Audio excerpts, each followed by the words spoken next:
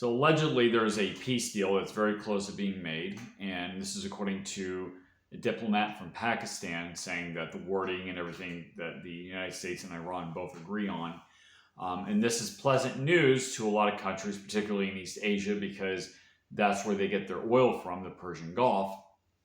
And Trump, this war has not benefited him at all. This has really been to the detriment of his base, many of which voted for him because Trump promised not to start any new wars. He wanted to be the peacemaker.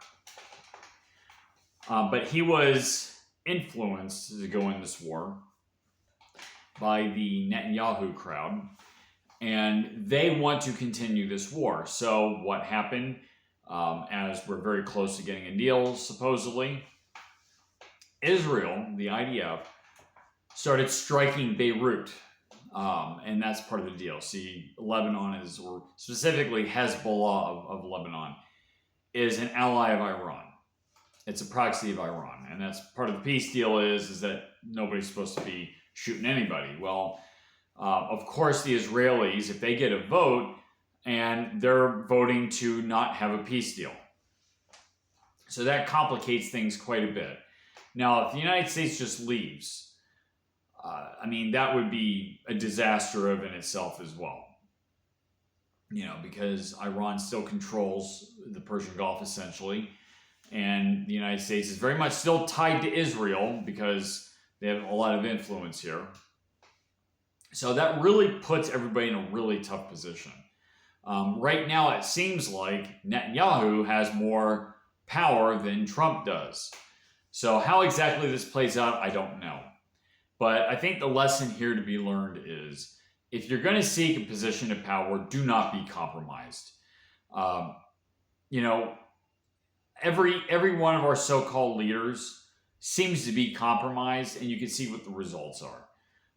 If any of these people were not be compromised, it would be relatively easy to be a hero, right?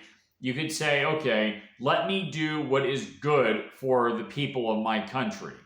Let's not start wars because it doesn't benefit anybody. Let's focus on domestic things. Let's take care of, things like immigration, and let's take care of, say, our education system. And I'm talking about like the universities and the egalitarian stuff that's being taught there. Let's do something about the Federal Reserve and these other government agencies, or in the case of the Federal Reserve, the quasi federal agency. Let's do things about this. Let's think about the future generations. Let's finally fix all the mess that has been created for over 100 years.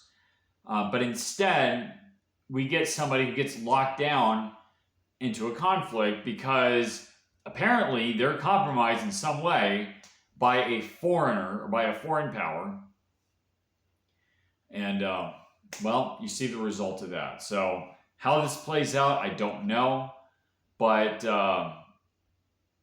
somehow the United States, the Trump administration, is going to have to find a way to rein in the neocon Zionist group.